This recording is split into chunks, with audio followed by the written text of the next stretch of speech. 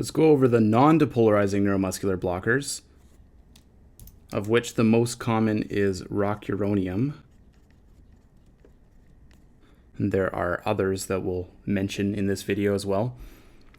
Just a reminder of what happens in the neuromuscular junction. You'll have an action potential coming down your lower motor neuron, and ultimately the release of acetylcholine from the immediately available vesicles, and they will enter the synapse and bind to your alpha subunits of the nicotinic acetylcholine receptor, which should allow sodium to come intracellularly and cause a mini end plate potential.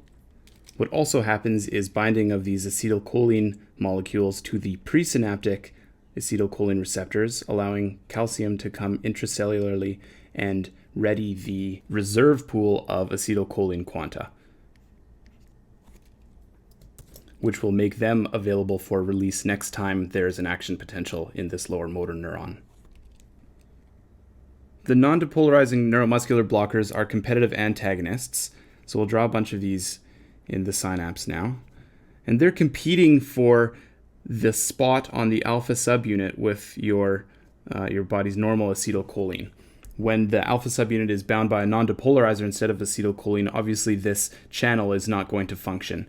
Now, actually, you need both of the alpha subunits to be bound by functional acetylcholine in order for this to allow ions to flow through. So it is sufficient for even one of these two alpha subunits to be bound by a non-depolarizer for this entire thing to stop working.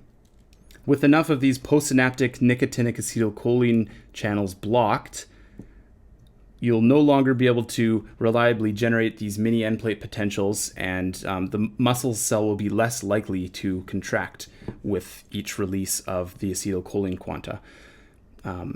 So that's the first way in which the non-depolarizers block your muscle function. So decrease acetylcholine receptor binding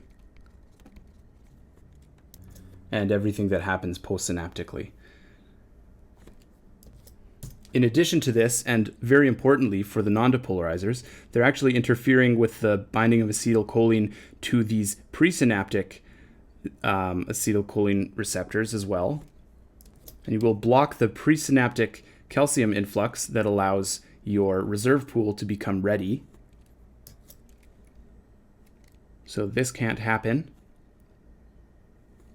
And the result of that will be decrease acetylcholine release. So the net effect is both decrease acetylcholine release and decrease likelihood of functional binding and effecting of these postsynaptic receptors. I'll just also show you the traditional way of reversing the non-depolarizing blocker. So this is a bunch of acetylcholine that has been released. Normally, this is broken down by acetylcholine esterase. And the products of that are acetic acid and choline. We can give an acetylcholine esterase inhibitor like neostigmine, which blocks this from functioning. Therefore, the acetylcholine is not broken down and will linger in this synapse. The higher concentration of acetylcholine in the synapse will mean that it's more likely for the acetylcholine to be bound to the alpha subunits proportionally rather than your neuromuscular blocker. As you can imagine, this does not fully reverse the effects of your non-depolarizer, depending on what concentration of this is in the synapse. But since it makes the acetylcholine more likely to bind to these alpha subunits, the general effect is that you'll have slightly less weakness. And I'll talk a little bit about when it's actually appropriate to use neostigmine. So that's essentially how these work. You should be aware of things that can cause resistance or sensitivity to the non-depolarizers. So anytime that you have more acetylcholine receptors, you'll have more receptors that need to be blocked. Therefore, you will have resistance to the non-depolarizers.